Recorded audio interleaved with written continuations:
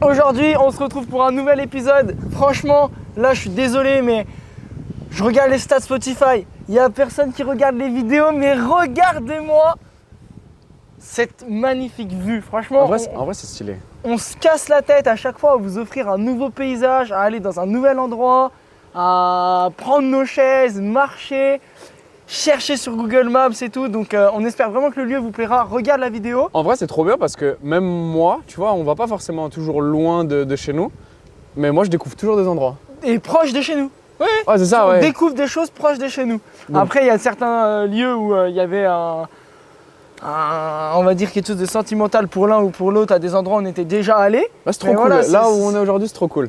Nathan, tu connaissais pas, je lui ai fait découvrir et du coup, Bah, je pense que je connaissais, mais j'ai dû venir genre quand j'étais vraiment tout petit. un gamin. Bah, voilà. Et fais attention, il y a l'eau derrière toi. Nathan, il a peur de tomber. Ouais, mais tu sais, moi, je crains pas l'eau froide. Moi non plus. Ah ouais? Donc aujourd'hui. Fin du podcast et tu finis à l'eau. Non, tu finis le podcast solo toute ta vie. Aujourd'hui, dans le processus talk, on va vous parler d'un running gag selon Nathan, d'un marathon gag avec une de ses athlètes qui veut à tout prix qu'on parle des entorses de cheville. C'est pas une de mes athlètes, c'est une des adhérentes de Keep Up. De là où je travaille, ok. Et à chaque fois que je dis je vais filmer un podcast, elle me dit ça, tu vas faire un podcast sur les entorses. Du coup, je me suis dit peut-être qu'en fait, on va le faire ce podcast sur les entorses parce que je pense qu'il y a beaucoup de choses à dire. Et en vrai, c'est un sujet intéressant. Et des mythes à démonter. Hein. Ouais, c'est un sujet intéressant. On y va? Okay. Les entorses, donc j'ai dit entorse de cheville, mais en réalité, on va traiter les entorses de manière générale parce que c'est un mot sur quoi en fait? Bah voilà. Je sais pas ce que ça veut dire. Commençons. C'est quoi? On va commencer, je vais aller direct sur internet et je vais taper le mot entorse, la définition. Ok.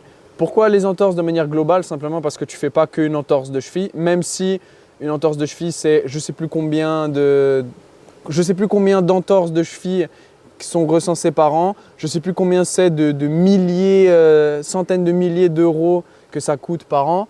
Mais bref, on parle beaucoup de la cheville, mais ça arrive aussi au genou, ça arrive à l'épaule, en fait ça arrive à toutes les articulations. Ok mec, notre vision de l'entorse est parfaitement décrite par internet. Pour nous, l'entorse, ça veut rien dire. Écoute bien la définition. Lésion douloureuse d'une articulation provenant d'une distension violente. En gros, t'as mal. Ok, bah en fait c'est bien parce que ça met en lumière que en fait l'entorse c'est juste un mot pour dire que ton articulation elle a été emmenée dans une amplitude importante voilà, et que t'as mal et c'est tout. Mais voilà, donc ça c'est la définition on va dire lambda. Et c'est la vraie définition. Oui, c'est la vraie définition, mais ce que je voulais dire c'est que nous d'un point de vue préparateur physique, qu'est-ce que ça veut dire que t'es allé dans une amplitude et tu t'es fait mal? Bah rien. Ça veut rien dire. Bah ça veut surtout dire que tu maîtrises pas cette amplitude. Ah ouais, ok, ouais, bah oui. Tu vois ce que je veux dire? C'est qu'au final, que tu aies une entorse de cheville, ça nous apporte aucune information. Non. Parce que si t'as pas déjà la zone douloureuse, bah ça t'apporte aucune information. On s'en doute. Généralement, Ouais, quand tu te tords la cheville là, comme ça là, ouais, on sait souvent que c'est en inversion, donc cheville, quand ton pied il part vers l'intérieur, bon, c'est quand même souvent les mêmes structures qui sont atteintes. Donc ça c'est une hypothèse, c'est quelque chose où on s'en doute, mais ça existe des entorses de cheville à l'inverse. Ouais, ça existe aussi. Et puis même si tu fais une entorse dans ce mécanisme-là, tu peux avoir plein d'autres structures, des arrachements osseux, des trucs comme ça. Bon là on est ciblé sur la cheville, c'est vrai. Mais en fait le terme entorse ne désigne rien. Fin du podcast. Non mais c'est vrai en fait, ça veut vraiment dire que... C'est un running gag ça aussi. Hein. Ouais, fin du podcast. C'est ciao. C'est un sacré running gag. Non mais en vrai de vrai, ça veut juste dire que tu as quelque chose de douloureux, une douleur qui est arrivée à cause d'une vitesse dans une fin d'amplitude, on va dire. Ouais. Généralement, c'est ça. Dans une fin d'amplitude, trop de contraintes, dégâts structurels. Bam. Voilà, exactement. Donc du coup, nous, c'est simple. On ne va pas prendre l'entorse de cheville, on va prendre l'entorse de manière générale et on va vous exposer qu'est-ce que l'entorse signifie selon nous. Donc comme on l'a dit juste avant, l'entorse, en gros, vu que c'est dans une fin d'amplitude, au final, c'est juste déjà que tu ne maîtrises pas cette fin d'amplitude. Ou que tu n'es pas suffisamment fort ou que tu n'es pas suffisamment fort dans cette fin d'amplitude et même si tu es très fort dans une fin d'amplitude, quelle que soit l'articulation, ça veut potentiellement dire, on en revient au podcast précédent, que les contraintes que tu as appliquées sur l'articulation en question étaient trop élevées pour les capacités de ton articulation dans cette amplitude-là. Ouais. Voilà. Maintenant qu'on a posé qu'est-ce que c'est l'entorse, bah, en réalité, qu'est-ce que ça veut dire pour nous, quoi. En fait, avant de parler de nous, je pense parlons des gens qui se font des entorses. Oui. C'est que souvent, tu es rassuré quand tu vas chez le médecin et qu'il te dit ah, vous avez une entorse. Ah, tu te dis ah, une entorse, c'est pas grave, c'est pas une fracture. Déjà, à choisir, je crois que je préfère avoir une fracture qu'une entorse. Bon, après, ça dépend de la fracture, on va pas se mentir.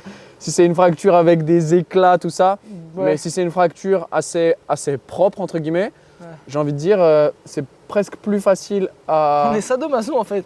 Podcast précédent, blessez-vous, fracturez-vous quelque chose. Les sadomaso quoi. Non mais en tout cas, souvent, ouais, quand tu te blesses, tu es rassuré que dans ton diagnostic, on te dise « Ah bah t'as fait une entorse de cheville ». Ouais, le problème c'est que déjà il y a plusieurs stades. Mais au-delà d'une entorse, on t'est rassuré qu'on te mette des mots sur ta douleur.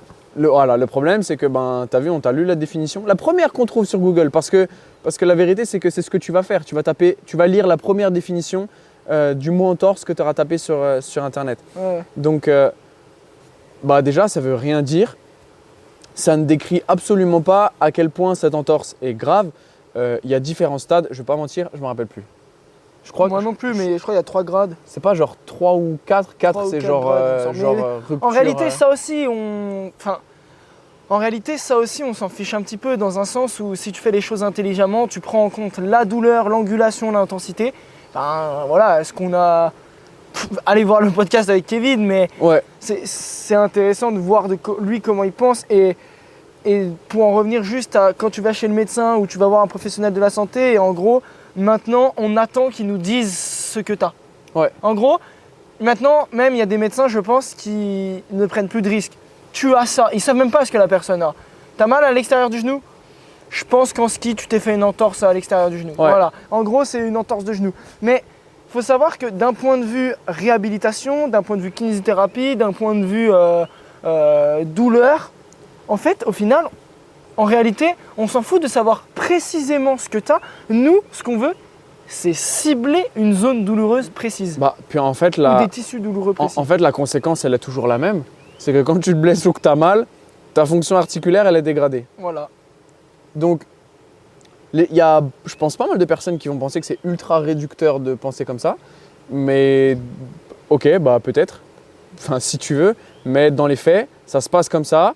Et dans les faits, en travaillant sur la fonction articulaire, il se trouve que ça marche. Ça marche. Moi, perso, j'en suis la preuve. Enfin, tu vois, je l'ai fait sur moi avec les croisés et ma fracture au coude.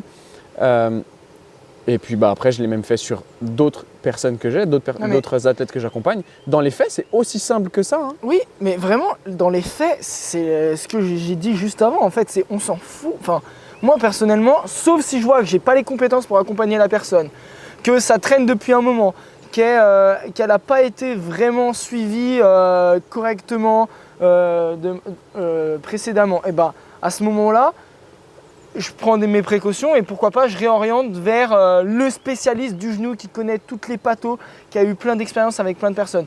Mais si la personne dit j'ai eu une entorse ou j'ai eu une tendinopathie ou en gros j'ai mal ici et je me suis jamais fait traiter sérieusement ou que je n'ai jamais fait les choses sérieusement pour ne plus avoir mal, à ce moment-là, allez, on commence l'aventure ensemble, on voit où ça nous mène.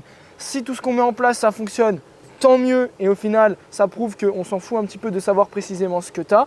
Et si ça ne fonctionne pas, à ce moment-là, je peux réorienter vers quelqu'un que j'estime potentiellement être plus compétent que moi. Ouais. Je prends mon exemple, parce que practice what you preach, et au bout d'un moment, il faut montrer aussi sur nous. Tu peux le refaire avec un accent un peu anglais quand même. Practice what you preach. Parce que là, practice what you preach. Ouais, je suis un peu anglais, moi. Faut que j'apprenne l'anglais. T'es anglais, c'est ça? C'est quoi anglais? Je sais pas. Mais enfin bref, si on prend l'exemple sur moi, j'ai mal au genou. Ok, j'ai mal. De toute façon, on va faire une vidéo ensemble que vous allez voir sur ma chaîne YouTube. J'ai mal au genou ici. Super. en réalité, est-ce qu'on Sur la sent- partie externe, pour ceux qui Ouais, écoutent. pour ceux qui ne voient pas, j'ai mal à l'extérieur du genou, à l'avant du genou et plutôt au-dessus de la rotule. Voilà. En général, on sait que le syndrome fémoro-patellaire, c'est autour de la rotule et ça peut intervenir dans la croissance et aussi ça peut intervenir quand tu as mal quand tu es longtemps assis.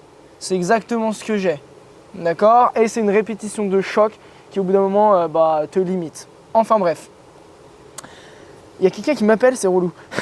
C'est pour ça que je peux pas concentrer dessus. Mais en gros, on pourrait se dire, ok, il a un syndrome fémoro-patellaire. Mais en réalité, qu'est-ce que ça nous apporte réellement de mettre un dire nom. que j'ai le syndrome fémoro-patellaire?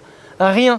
L'anamnèse de prendre en compte que j'ai eu un volume trop important comparé à mes capacités, que c'est arrivé suite à une course, que je n'avais jamais eu cette douleur avant, que ça me fait mal au bout d'un certain temps, que j'ai augmenté mon volume d'entraînement de manière trop rapide. Ça, en réalité, c'est des pistes qui sont super importantes. Ouais, plus que le nom de la Bah oui, pathologie ou voilà. de ta douleur. Hein. Donc tout ça pour dire qu'au final, mettre un nom sur des douleurs, ça peut être intéressant dans certains cas. Mais moi personnellement, en fonction de la gravité de la douleur ou des petites gênes, des petites douleurs, moi je vois pas l'intérêt. C'est comme les personnes qui viennent te voir et qui te disent j'ai mal à l'épaule sur ce muscle-là. Oui, mais en réalité, si tu étudies l'anatomie humaine, tout est un flow. Comme dirait le docteur André Spina, c'est un bioflow, tout est interrelié, tout est lié. Pourquoi on traiterait spécifiquement ce muscle-là alors qu'en réalité, on sait très bien que si tu agis sur ce muscle ou cette fonction, bah, tu vas agir sur plein de muscles, plein de tissus, plein de tissus conjonctifs, plein de fascia. Enfin, au bout d'un moment, on ne peut pas cibler, quoi. C'est un système tellement complexe et tout est interconnecté que c'est tu clair. ne peux pas cibler quelque chose précisément. Bah en fait c'est que on a la en fait, mais en vrai tu sais qu'il y a la même chose dans le bodybuilding.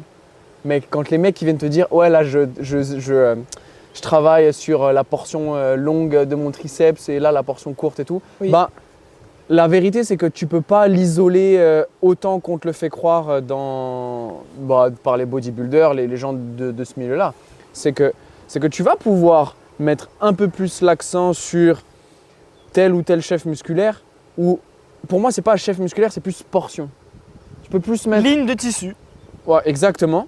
Mais dire que tu vas isoler un chef, parce que tu as l'impression que, tu sais, quand tu fais par exemple du biceps curl avec incliné en gros, et ben on va te dire, oh bah là tu travailles la portion longue. Bah, en fait, ta portion courte, elle travaille aussi. Oui. Mais voilà, c'est juste que tu travailles différentes lignes de tissu. Si tu regardes où est le pic de force, de tension force, mécanique, et bah, il n'est pas au même endroit que si tu faisais un biceps curl pupitre, par exemple. Voilà, en fait, Donc- c'est juste ça qu'il faut comprendre. C'est de la biomécanique pure et dure. Hein. Ouais, c'est ça. Et encore une fois, ça peut paraître réducteur de penser uniquement en biomécanique, mais ça marche. Ça marche, Ça dans marche les faits. parce qu'au final, si tu t'entraînes qu'en curl pupitre, tu seras très fort en curl pupitre, mais le jour où je te mets en curl incliné, potentiellement, tu ne seras pas très très fort. Tu seras peut-être plus fort Que la qu'avant. moyenne. Tu seras peut-être plus fort qu'avant, mais tu ne seras pas aussi fort que. en Ça, curl ça, pupitre. ça, c'est Ouais. clair. Et donc, dans le cadre de l'entorse, de la réhab, tout ça, on ne peut pas cibler précisément un tissu. Par contre, on peut cibler des lignes plus ou moins profondes ou superficielles de tissu. Typiquement, avec tout ce travail de fonction primaire et secondaire des articulations, bah on sait que si tu emmènes ton articulation en fin d'amplitude dans une fonction primaire, eh ben, tu vas venir stresser les tissus les plus profonds. Voilà. N'oublions pas à qui on parle, à nos fidèles auditeurs. On va vous faire un petit récapitulatif des tissus profonds pour que ce soit un peu plus clair pour eux. Donc, dans un premier temps, tu as l'os. Tu as l'os, Ensuite, entre deux os, tu as une capsule. voilà, une capsule où, des fois, il y a les ligaments qui viennent avant la capsule. Des fois, tu as la capsule qui vient avant les ligaments. Ça dépend des articulations. En tout cas, dans tous les cas, ces ligaments ils sont connectés à la capsule. Exactement. C'est vraiment… C'est la continuité du tissu. Voilà, exactement. C'est la même chose en fait, on pourrait dire. C'est juste qu'on a mis un mot ligament et un mot capsule, alors qu'en réalité, ils s'insèrent au même endroit et ils sont vraiment… Ils fondent l'un sur l'autre. Ça s'insère pas, pas forcément au même endroit, mais en tout cas ouais, c'est ça, c'est qu'il y a un moment où ils sont connectés. Voilà. C'est un continuum. C'est un continuum, vraiment. Ensuite, on a les fascias qui peuvent intervenir, Ouais. les fascias profonds. Et ensuite, deep fascia. Et ensuite, on a les tissus superficiels, tout ce qui est tendons, muscles, Ouais. fascia profond, Puis fascia Puis superficielle. même dans ces tissus superficiels, il y a une profondeur. Tu as des muscles qui sont plus profonds que d'autres. Voilà. Dans Donc- les fascias aussi d'ailleurs. Donc, mais voilà, exactement. Mais- C'est bien d'avoir fait ce rappel structurel. C'est que du coup, tu comprends déjà que tout est dans la continuité Voilà. des uns des autres tissus. En gros, Tu ne peux pas isoler précisément. Tu peux isoler, on va dire, une zone.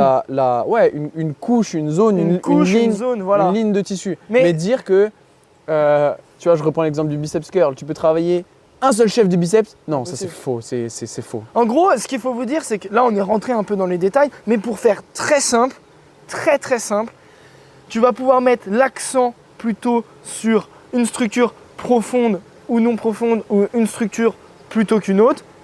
Mais dans tous les cas, les structures adjacentes vont travailler. Ouais. Ça, on peut le dire, ça c'est réel. Ouais. Dans un sens, tu travailles sur la capsule articulaire du genou. Dans tous les cas, tu travailles aussi un minimum sur les tissus superficiels. Alors certes, tu mets ton accent sur la capsule, mais je dirais même que c'est par le biais des tissus superficiels que tu que peux tu vas accéder à que la tu vas capsule. travailler sur les Ouais, tissus profonds. Ouais, totalement. Parce que la contraction musculaire crée de la tension et cette tension, elle est répartie dans tout le reste. Ouais. Donc, le fait de te mettre sur une fin d'amplitude, par exemple en rotation, va orienter un peu plus la contrainte sur des tissus profonds. Donc, si tu l'as compris, sur la capsule et les ligaments. Et donc, pourquoi ça c'est intéressant dans le cadre de l'entorse? C'est que généralement, quand tu te fais une entorse, la plupart du temps, tu as une atteinte ligamentaire. Voilà. T'as une atteinte, Donc des tissus profonds. tu as une atteinte profonde, exactement. Donc, on peut adapter le tissu, pas de manière précise, dire là je travaille tel ligament, c'est pas possible. Par contre, dire que je travaille sur les tissus profonds, ça marche. Et donc, en faisant ça, on restaure notre fonction articulaire. Et derrière, qu'est-ce qu'on regarde? C'est que les symptômes de la douleur, ils s'améliorent. Tu as moins mal, tu bouges mieux. Et si c'est bien fait, tu es même plus fort, plus résilient. Donc, tu as tout gagné. Ouais. Et en fait, le problème de l'entorse, c'est que c'est un terme fourre-tout. Et en fait, Comme tendinopathie d'ailleurs. ça veut rien dire parce que on ne sait pas quelle structure est abîmée. Typiquement, moi, je me suis fait une entorse du genou. Et alors? Mais la vérité, c'est que sur une entorse du genou, tu peux te faire que le ligament interne, tu peux te faire que le ligament croisé, tu peux te faire 2 structures, 3 structures. Donc moi, on m'a dit, tu as une entorse du genou, mais ça voulait rien dire. Donc derrière, faire l'imagerie, ça te permet d'avoir un diagnostic précis et qui, moi, du coup, m'a appris que je m'étais fait le ligament interne, le ligament croisé, plus le ménisque externe. Ouais. Là, je suis d'accord avec toi, mais l'imagerie peut être intéressante. Mais imaginons ton imagerie, elle est dans 3 mois. Déjà, tu vas pas attendre d'avoir ton imagerie pour commencer à travailler sur ton genou. Mais du coup, la base des bases, le truc simple, et on en revient au départ qu'on s'en fout de savoir si c'est une entorse ou un syndrome fémoro-patellaire. En fait, on s'en fout un petit peu. C'est vraiment trouver une zone. Mais vraiment, en fait, le secret, c'est de trouver cette zone douloureuse. Parce que si tu as une entorse au niveau du genou, on va te conseiller de t'immobiliser dans un premier temps, comme toutes les. Ne le Dès fais que tu as pas. mal, on te dit de t'immobiliser, mais comme on l'a dit dans un podcast précédent, bouge, bouge, bouge, bouge, bouge. On peut pas dire autrement. Je crois qu'on l'avait dit encore une fois de plus. Ouais, alors bouge, bouge, bouge, bouge, bouge, bouge. Là, c'est bon. Et du coup, de trouver cette zone douloureuse, ça va juste te permettre de dire, ok, toute cette partie-là, je peux bouger. Cette partie-là est douloureuse, il va falloir que j'y aille de manière intelligente et que je fasse du travail dans cette zone douloureuse pour que progressivement la zone non douloureuse, la zone saine, grappille cette zone douloureuse. Ouais, c'est ça, que ta zone non douloureuse s'étende et qu'elle prenne le dessus sur la zone douloureuse. Voilà, donc en gros, quand tu as une zone douloureuse, tu vas cibler du coup des tissus de cette zone douloureuse. Et du coup, dans ces tissus, on va en revenir à la même chose, tu vas pouvoir cibler les tissus profonds, les tissus mi-profonds, les fascias, les ligaments, les capsules, les tendons, les muscles et les tissus superficiels du coup au final. Donc tu cibles les tissus de la zone, les lignes de tissus comme tu disais sur le bodybuilding en fait. C'est des concepts qui sont transversales. Pas transversaux, Transversaux, exactement. ouais. En fait, le fait de faire une imagerie peut déjà simplement t'aiguiller sur la profondeur de la blessure. Voilà, donc à terme, si au bout de 3 mois tu arrives à avoir ton imagerie, fais-la. On ne te dit pas de ne pas la faire, fais-la. D'ailleurs, petite astuce. C'est que si vraiment ta santé c'est important pour toi, et en vrai ça devrait l'être pour tout le monde, je pense que tu as plus vite fait de prendre, et que par exemple tu es comme nous, à la campagne c'est paumé, tu vois, tu es proche d'un désert, proche du désert médical. Honnêtement, tu as plus vite fait de booker un rendez-vous à Paris, de prendre un TGV et d'aller faire ton IRM et de revenir, parce que ça, tu l'as en 2 semaines max, plutôt que d'attendre 3 mois chez nous. Voilà, c'est juste une petite astuce. J'y avais jamais pensé. Bah voilà, je te le dis. Après, je te le dis, moi je l'ai fait. Ah ouais? Bah pour un arthroscanner, mais ça marche pareil. Ok. Le reste. Bon, intéressant. Petit tips de Nat. Mais parce que je devais aller en région parisienne aussi, mais j'ai eu un rendez-vous beaucoup plus rapidement. Bref. Non, en gros, tout ça pour en revenir à dire qu'on Ouais. ne dit pas de ne pas faire de l'imagerie. Faites-le si vous arrivez à avoir une place pour l'imagerie. Pourquoi? Parce que Nathan, comme il allait vous le dire, Ça te permet déjà de savoir si on doit orienter notre travail plus ou moins profond sur les tissus. Et puis même, je dirais, ok, eh ben, tu sais que ton ligament interne du genou, il va être stressé sur de la rotation externe du tibia. Donc si tu sais que tu l'as atteint lui, eh ben, ça peut être intéressant de le savoir. Et du coup, ben, tu sais que derrière, tu vas travailler pas mal autour de cette rotation externe. Ça ne veut pas dire que tu vas faire que ça, mais ça veut dire que tu sais quelle fonction articulaire, puisque si tu as bien suivi, on a dit que la fonction était prioritaire sur le nom de la pathologie ou de la blessure que tu as. Et ben en fait, c'est ça qui est le plus important. C'est que derrière, on peut mieux travailler. Mais est-ce que c'est essentiel? Non, je pense pas forcément. Ça peut nous aider à optimiser notre performance en tant que coach, que préparateur physique. sachant que, comme on l'a dit au départ, même si tu as le cheminement de Nathan est intelligent, mais si tu as une rupture du ligament interne, tu vas jamais pouvoir cibler que ce ligament interne. Tu vas juste avoir plus d'informations qui vont te permettre de sélectionner un peu plus les exercices ou le traitement que tu vas faire pour ne plus avoir mal. Ouais, c'est ça.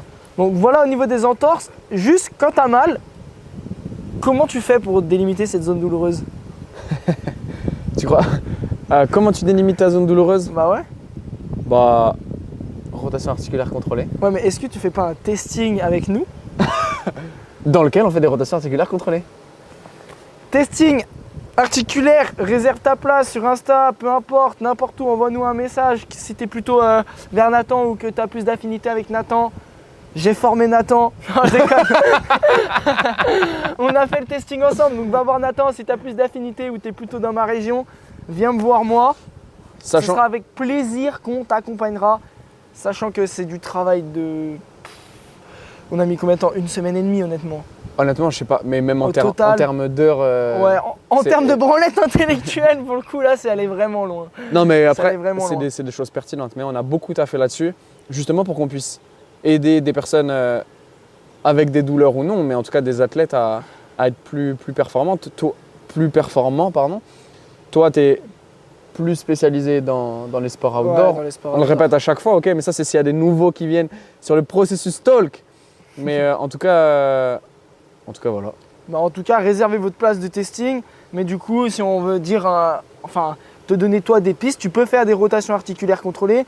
Au-delà des rotations articulaires contrôlées, dans le mouvement de manière globale, tu dois forcément trouver des mouvements qui te font mal. Essaye de les repérer, de les noter quelque part sur une feuille, sur une note, sur un tel. Bref, trouve quelque chose qui te convient, mais note ces zones douloureuses sans forcément faire le mouvement de rotation articulaire contrôlée. Sur le mouvement de rotation articulaire contrôlée, tu vas faire quelque chose de global et donc tu vas vraiment trouver une zone spécifique qui est douloureuse. Mais quand tu bouges, si tu vas à la salle ou dans la vie de tous les jours, tu fais un mouvement qui est douloureux. Ah, j'ai fait ce mouvement-là. J'avais mon épaule, ma cheville, mon genou dans cette amplitude-là. Ça a été douloureux à cet endroit-là. Et bien ça, c'est une information qui est super importante pour toi. Et si tu te fais suivre, c'est super important pour le préparateur physique, pour le kiné, Ton pour thérapeute, l'ostéo, ouais. ton thérapeute qui va t'accompagner dans ta réhabilitation. Et je te souhaite qu'il le fasse de manière intelligente. Bah ouais, parce que c'est des infos, en fait on dirait pas, mais c'est des infos qui sont super importantes parce que en fait ça traduit ce que ton corps il a envie de dire. Ouais, c'est le seul moyen qu'il a de discuter avec toi. Hein. Ouais, la douleur, hein, c'est le seul moyen qu'il a envie de discuter avec toi. Ouais, c'est ça. Bien dit. Ok. Ensuite, sur les entorses, tu peux quand même avoir comment dire, du travail spécifique en fonction de l'entorse que tu as. Mais enfin, ça revient un peu à ce qu'on vient de dire. Mais tu vois, typiquement, je pense à l'épaule. L'épaule, tu te fais par exemple une luxation, subluxation, ce que tu veux. Donc, subluxation, c'est quand ton épaule sort de l'articulation et qu'elle rentre. Et luxation, c'est quand elle sort et elle re-rentre pas. Donc, soit ça, après, tu peux la remettre en place, soit avec de la manipulation, ou dans le pire des cas, par une chirurgie. Mais quelque part, ça reste un phénomène d'entorse parce que tu viens sur une fin d'amplitude et tu viens abîmer des structures profondes puisque tu es sur une fin d'amplitude. En fait, au final, regarde la définition, si on prend subluxation, luxation, entorse, c'est un peu tout pareil. Bah ouais, le truc c'est que en gros, tes tissus ils sont allés trop loin pour leur capacité. Voilà. Ouais, exactement. C'est des lésions à cause d'une amplitude trop élevée. Vas-y, continue, désolé. Et donc, si par exemple tu as ton épaule qui sort parce que tu prends un choc derrière et du coup elle sort vers l'avant, tu sais que tu vas avoir abîmé plutôt les tissus antérieurs d'une certaine façon et les tissus postérieurs d'une certaine façon. Et idem dans l'autre sens. Et donc, en fait, concrètement, ça se traduit par quoi? Par une fonction de l'épaule qui est mauvaise et qui est douloureuse. Et donc, qu'est-ce qu'on fait nous? On travaille dessus, on travaille autour de la douleur, on restaure la fonction et en restaurant la fonction, on se rend compte qu'on améliore la structure de tes tissus abîmés et derrière, tu deviens plus fort, plus résilient et tu as des articulations qui sont fonctionnelles, qui fonctionnent en tout cas pour ce que tu veux faire si derrière tu as fait le taf nécessaire. Après, est-ce qu'on a besoin… Mais ça prend du temps. Ouais, c'est ça. Du temps. Il faut juste avoir le courage de prendre ce temps et d'avoir conscience du temps que ça prend. Et soyons honnêtes, si tu te fais une entorse et que tu as 20 ans et tu te fais une entorse et que tu as 50 ans, il y a de grandes chances que la durée sur laquelle tu vas avoir besoin de travailler soit pas la même. Ouais. Alors, parce qu'il y a le facteur âge, mais n'oublions pas non plus les facteurs hygiène de vie, nutrition, hydratation, sommeil, oui. Et puis à quel point tu as pratiqué de l'activité physique toute ta vie. Mais c'est ça, mets les chances de ton côté et l'entorse n'est pas si grave que ça parce que c'est un terme qui en vrai, j'ai l'impression que c'est soit un terme qui est pris à la légère. Ouais, qui conforte en gros, ça va, j'ai une entorse. Ou au contraire, soit c'est un terme oh putain, fais chier, j'ai une en mode c'est la fin du monde. De toute façon, on a déjà tous vu une personne qui a une entorse, genre qui pose à moitié le pied par terre et ça va pas très bien, et une autre personne qui est déjà avec une attelle et tout, qui bouge plus parce qu'il a putain de mal, genre. Ouais. Tu vois, et pourtant les deux te disent j'ai une entorse. Ah bon? T'es sûr? Ouais, parce qu'on réagit pas tous pareil, parce que la gravité est peut-être pas forcément la même, parce que les structures touchées sont pas les mêmes, mais ça se traduit encore une fois toujours par la même chose, c'est une fonction articulaire dégradée et nous on restaure cette fonction et on se rend compte que derrière tu as moins mal et tes tissus ils récupèrent mieux. Petit partage d'expérience d'ailleurs sur un testing articulaire avec un trailer, big entorse de cheville, de ce qu'on lui avait décelé, big entorse de cheville, la cheville toute bleue, ne peut plus quasiment bouger, d'accord. Je lui fais le testing quand même sur la cheville douloureuse, avec l'amplitude avec laquelle il avait accès, c'est-à-dire quasiment rien du tout. Mais dites-vous que ça faisait 2 jours qu'il s'était fait l'entorse. 2 ou 3 jours. Il me disait j'ai super mal. Je lui ai dit Yann, on va y aller, on va essayer d'aller progressivement, d'accord? Et il a quand même bougé sa cheville. C'est-à-dire que même avec un gros traumatisme, on a réussi à bouger sa cheville dans l'espace. Il avait des endroits qui étaient très douloureux, d'autres où il pouvait bouger sans douleur, où il avait l'appréhension, mais où il pouvait bouger sans douleur. Donc encore une fois, quand tu as mal quelque part, tu as pas mal de partout. Il y a vraiment des endroits où tu peux bouger. Deuxième partage d'expérience, toujours avec cette même personne, je lui teste la cheville non lésée. Ouais. Okay. Tu te rends compte que Donc je lui fais faire un mouvement circulaire de la cheville et tu te rends compte que y a des endroits où il a aucun contrôle moteur, c'est-à-dire où il ne produit aucune force. Sa cheville saute, mais quand je dis saute, c'est vraiment ça passe d'une position à une autre position en un seul mouvement. Et c'est pas fluide, c'est Et saccadé. c'est pas fluide alors que tu devrais avoir du contrôle dans toute la zone. Et cette cheville qui saute, donc la cheville droite et la cheville gauche qui était lésée, et c'est là, donc cette zone où il a le saut, où il ne maîtrise pas, c'est exactement la zone lésée sur la cheville opposée. Donc tu vois, ça confirme, même si je ne l'avais pas testé avant qu'il se fasse mal, ça confirme tu vois, tu t'es fait mal dans cette amplitude, mais si on teste l'autre cheville, ton autre cheville est faible. Donc déjà, pour aller mieux sur ta cheville où tu es lésé, travaille autour de la douleur et grappille progressivement cette douleur. Mais n'attends pas d'avoir une entorse ou une douleur sur l'autre cheville pour travailler sur l'autre cheville. Mets déjà les armes de ton côté parce qu'on a vu que cette zone-là est potentiellement à risque de blessure, peu importe que ce soit cheville, que ce soit entorse ou on s'en fout en fait. Ta cheville est à risque, mets du travail directement dessus pour éviter de te faire mal. Donc voilà, sur le testing en fait, c'est que en général, quand tu t'es fait mal, même si tu t'étais jamais fait tester avant ou tu t'étais jamais rendu compte d'un manque de force, de contrôle moteur dans une fin d'amplitude, si tu t'es fait mal, c'est logiquement que tu avais un manque de force dans cette fin d'amplitude. Voilà, sur le petit partage d'expérience, de voir qu'au final, la cheville qui était saine avait les mêmes déficits que la cheville qui était lésée, et donc la cheville lésée, il s'est fait mal exactement à l'endroit où il était faible. Et d'ailleurs, quand tu dis travailler autour de la douleur, c'est important de préciser qu'on travaille autour de la douleur avec cette intention de vouloir restaurer la fonction. Ouais. Et l'objectif ultime derrière ça, c'est que oui, tu as une cheville fonctionnelle qui soit plus douloureuse, qui soit forte, mais c'est que l'amplitude d'entorse devienne en fait une amplitude normale. Une amplitude forte en fait, une amplitude que forte. En fait, c'est de reculer Plus jamais faible. cette amplitude. c'est de reculer cette amplitude où tu pourrais te faire une entorse pour que tu deviennes un athlète at summit. C'est vrai en plus. Le summit, c'est quand t'as plus mal. Donc on va repousser ses limites. Dernier petit point. On en parle des gens qui réitèrent des entorses exactement au même endroit. Genre, il n'y a pas un truc qui cloche. Il y a un truc qui cloche, toi, tu trouves? Je sais pas, tu te fais mal une fois, pourquoi pas 10 fois? Bon nickel alors. Où veux-tu en venir? Où je veux en venir, c'est que si tu as une entorse une fois, déjà, fais le travail pour que ça aille mieux. Tu as une entorse 2 fois, du même côté, dans la même zone, ça veut forcément dire quelque chose au bout d'un moment. Tu as une entorse 3 fois, 4 fois. Moi, j'ai des gens, ils viennent me voir, l'anamnèse, t'as eu mal où? J'ai fait 15-20 entorses de cheville. Ouais, moi, et il serait peut-être temps de te renforcer les chevilles. Ouais, moi, je connais des gens qui se font des entorses comme ça dans la vie de tous les jours. Et en fait, ces gens-là, quand tu les testes, ils ont pas de force. Voilà. Et pas de contrôle moteur. Sauf que ça devient une normalité d'avoir fait 10-15 entorses. Ouais. Et c'est pas normal. Ah non. C'est loin d'être normal. Donc, message à tous ceux qui se sont fait des entorses vraiment régulièrement et plusieurs fois à la même articulation dans la même zone, soignez-vous ou renforcez-vous tout simplement. Travaille sur ton articulation sur laquelle tu as récidivé plusieurs entorses.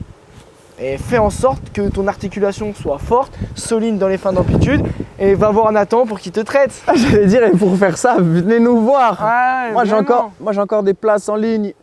Donc, il n'y a pas de secret. Pour moi, si tu récidives, c'est que tu fais quelque chose mal.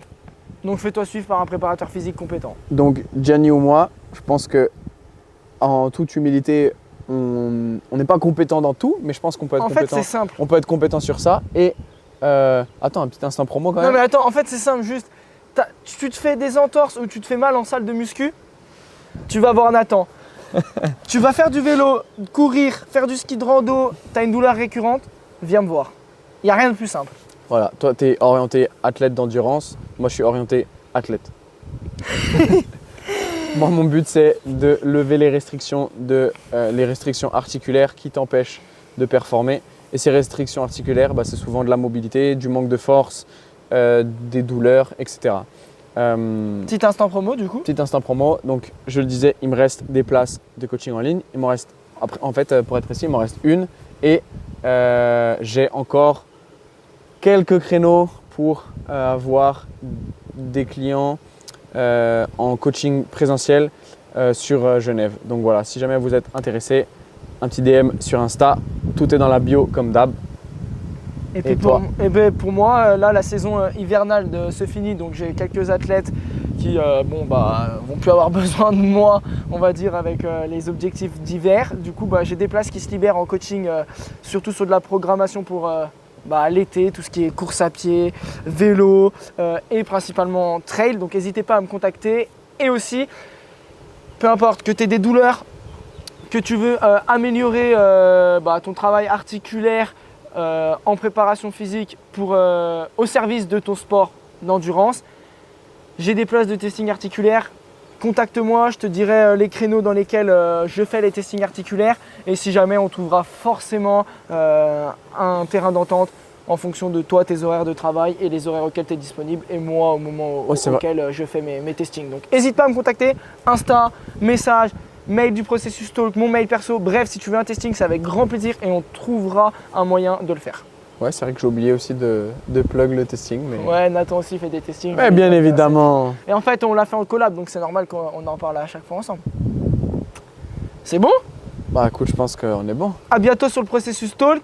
N'oubliez pas les 5 étoiles, honnêtement ça fait plaisir quand on voit ce petit chiffre qui augmente progressivement, ça veut dire que ça vous plaît. C'est un retour de l'ombre, mais c'est un retour qui fait plaisir parce qu'on le fait pour nous, mais on le fait aussi pour vous, pour avoir vos retours. N'hésite pas à partager en story, ça aussi ça fait tellement plaisir, vraiment, trop plaisir. Et le commentaire à chaque fois. Commentaire, et oui, pour ceux qui sont sur Spotify, vous pouvez commenter et répondre aux petits questionnaires, sondages, et vous mettre nous mettre vos propositions en bas du pod. À très bientôt.